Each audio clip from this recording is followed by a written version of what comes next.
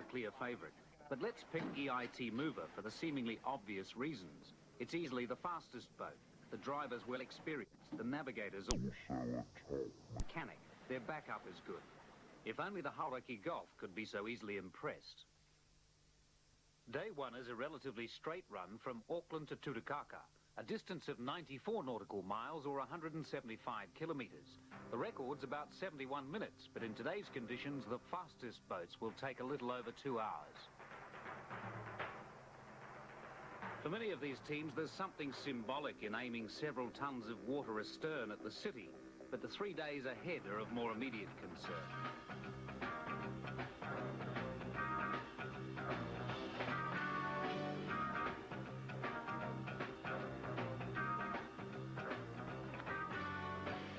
EIT Mover and Dick Marlowe's Cascade Pools start pushing a tough pace very early on, and they're revelling in the conditions until just north of Whangaparaoa, when too much flying becomes rather hazardous.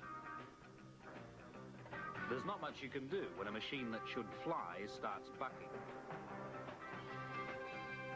Breakage is inevitable in these conditions, and Tutukaka seems a long way off.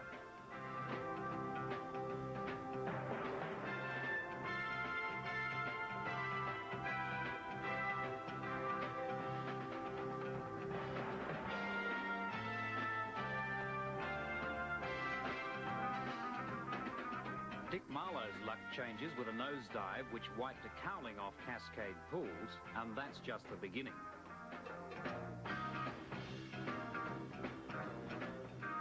John Garrity's Scrubbers isn't far off the pace, and the deep Shark Cat hull normally handles the rough water well.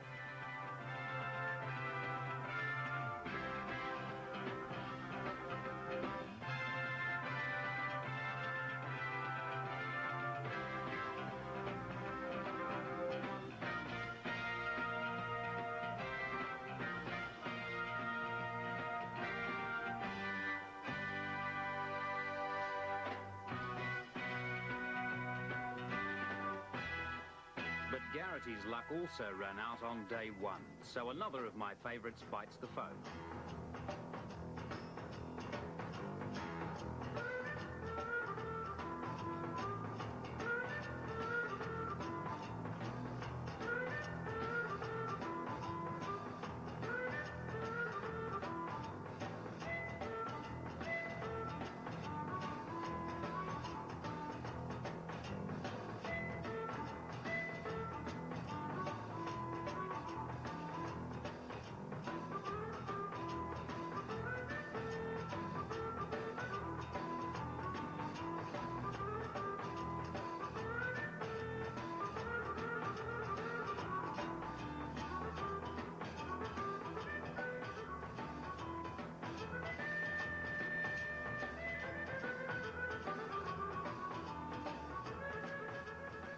Two hours and 10 minutes after leaving Auckland, it's Keith Sinclair's Foden Force which has inherited the stage win. EIT Mover is limping home 21 minutes behind. Garrity's Scrubbers seems doomed. Sunday News will need major repairs tonight, and picking a winner still doesn't seem any easier. From Tutukaka, the boats are towed across to Dargaville, where hopefully a friendly garage man will keep his doors open late.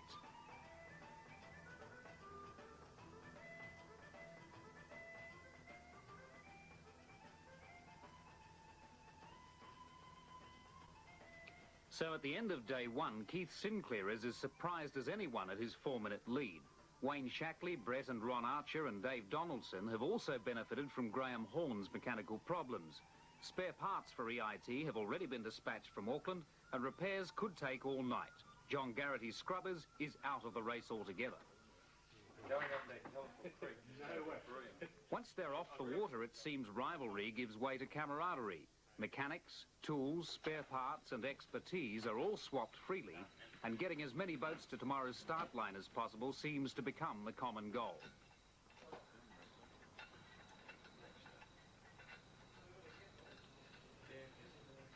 The main thing here is competing and being able to compete, and it's no fun if you're out there by yourself, so you got to keep your mates here with you.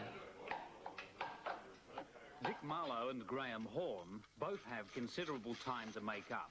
A task only optimists could see as realistic, but neither's giving up yet, and there's much talk of tomorrow being another day. Our main concern is that we're still there. We're still in the running, and anything can happen in the next two leagues. You're quite optimistic that even being that far down, that it can all happen to the rest of them as well. Yeah, no, you've always got to be optimistic. So long as you're there, you're optimistic. Yeah. Is it realistic, though, to try and pick up that kind of time, or do you have to rely on somebody else's misfortune? To a certain extent, you've probably got to rely on... In fact, definitely with that time down, you've got to rely on somebody else's misfortune.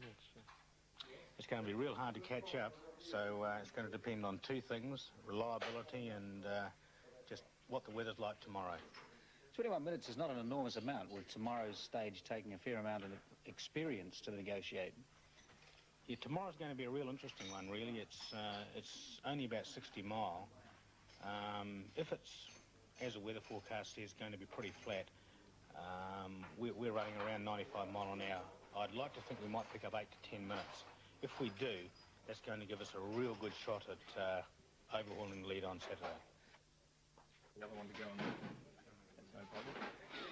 And they were still working long after we'd gone to sleep last night to prepare for today's stage. When it starts off in the northern Wairoa River here, goes from top to bottom of the Kaipara Harbour, goes into the Helensville River and ends up at Helensville. As you can see, most of the township of Dargaville here seems to have the day off to watch them. Let's have a look before they start at some of the safety gear that some of these boats carry. Apart from the tethered flare kit on the life jacket, there's a rough assortment of basic tools, a smoke flare, a variety of shapes and sizes of other flares, the trusty old flashlight, hopefully with new batteries, 2 fire extinguishers in case the first doesn't work, and a first aid kit with the usual basic supplies, knife, scissors, bandages, etc. Strangely enough, with all this safety consciousness, crash helmets are not compulsory, but happily, with speeds of 80, 90, 100 miles an hour, most of the drivers are sensible enough to use them. Wayne, around about 5 minutes down on the leader. Did you expect to be that close? No. Even in our wildest dreams, we never even thought we were going to be anywhere near it.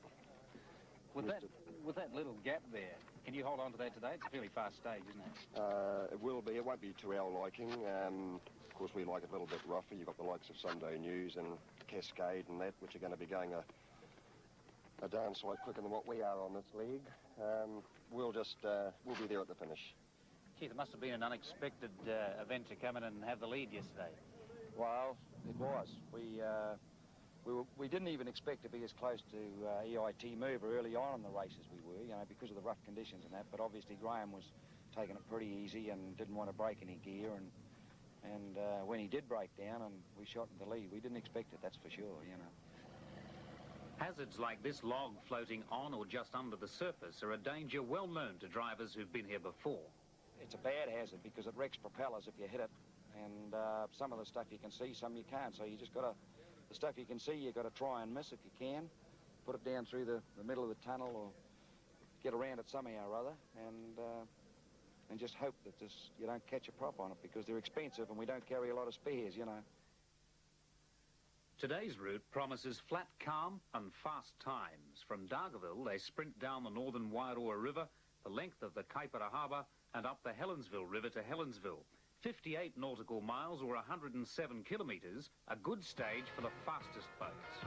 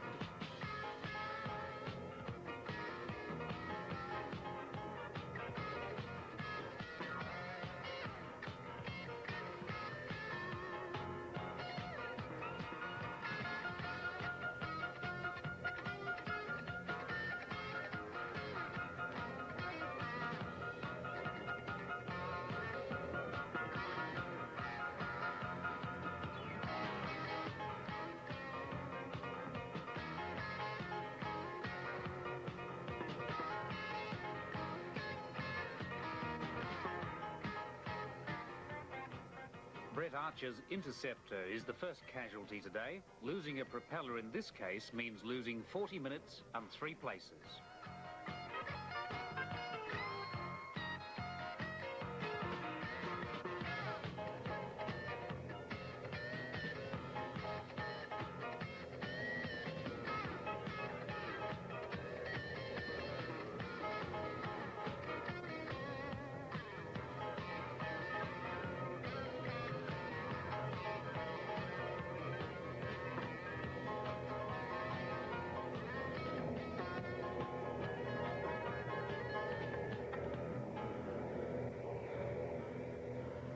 As Graham Horn steers EIT into the Helensville River just a few miles from home, his time shows he's averaging 80 miles an hour, and we've clocked him twice at peaks of 100 miles an hour. He has sliced 5 minutes off his deficit, and behind them, Sunday News is sneaking to within 5 minutes of the overall lead.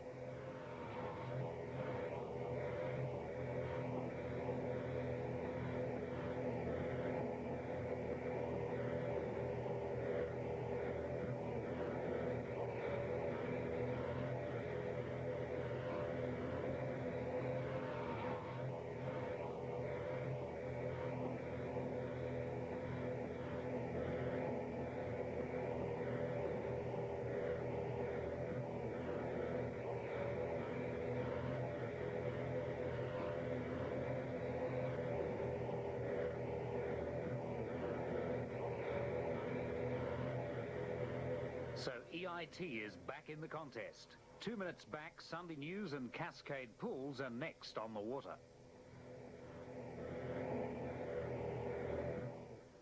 So Keith Sinclair retains his lead by 5.5 minutes. Ron Archer in Sunday News and Graham Horn's EIT Mover are both closing, though, and the race is still very much alive. Dave Donaldson's Woolly Wool and Cliff Smith's Bonwell remain consistent. And today's bad luck story was Brett Archer's Interceptor, losing a prop just 4 miles into the stage. By now, some of the riggers of the sport are beginning to leave telltale signs, and as Sunday News' navigator Barry Thompson explains, some of the hulls are not quite in original condition or working as the designer intended. Well, we split the boat on the first day, and just to make sure that all the water runs out while we're running, we put corks in. And as soon as we start, just before the race starts, we pull the corks out. We run with no bungs in it. So when we stop, we try and remember that we haven't got any corks in there, and put them back in again and stop the water coming in.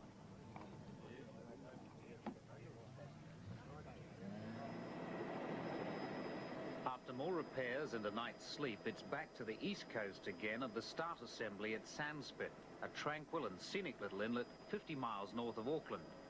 All ears have been on the weather forecast, and the hopes of the speed merchants are buoyed with the news that nothing too nasty is in prospect.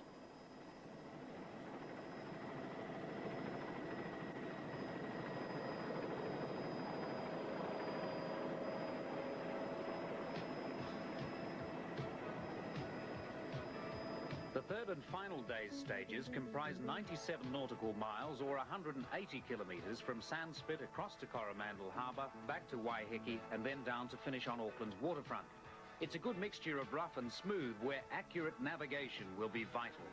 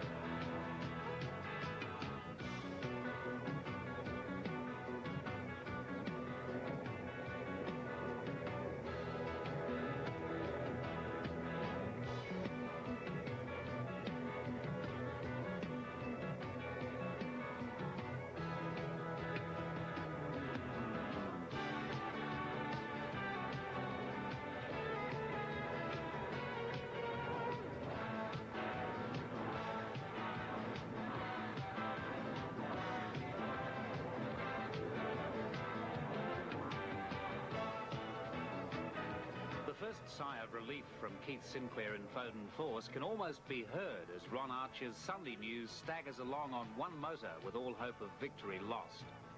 Meanwhile, quietly getting back into the race, but 40-odd minutes down, is Ron's son Brett Archer in the big twin V8-powered Interceptor.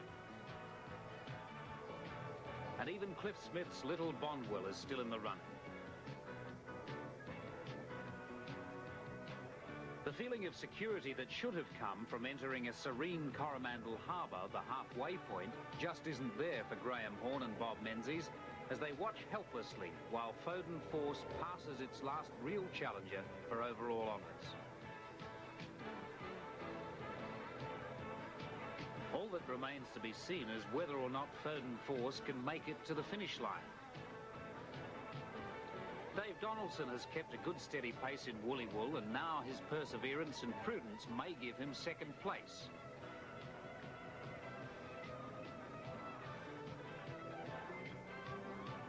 Tight navigation, good preparation and more than an ounce of luck have all played a part for Keith Sinclair and navigator Kevin Billing. And an overall win by more than half an hour is possible, while Interceptor is battling for second with Woolly Wool.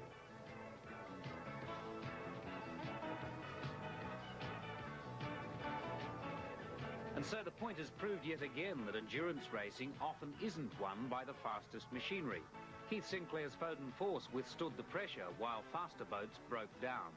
Both Dave Donaldson and Cliff Smith proved the merits of being consistent and finishing, and Keith Sinclair's winning margin a healthy 35 minutes and 10 seconds.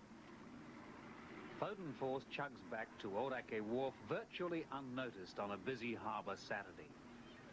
But to the two men who've got her from start to finish and the road crew who supported them, it's sweet victory and the culmination of a dream, and navigation was vital. Well, navigating on a course like that is the all-important factor, really. If you stray off course, we've known boats past years going, Coromandel's a hard harbour to find when you're coming from that direction because there's no opening, it's all hills behind it, you know, and Kevin does the navigating, and sometimes I want to go my way, but You didn't have too many arguments. No, we don't argue too much about it. He put us right in to argue, Tony. You just got to get out there and get the job done, mate. I think it's everybody's dream to win it, you know, and... So you're a pretty proud man today. Oh, tickle pink. As they say, may the force be with you. Thank you very much. Good effort. Thank you very much. Nice work. Yeah. Thanks, Graham. Hell going on here, you bloody dog.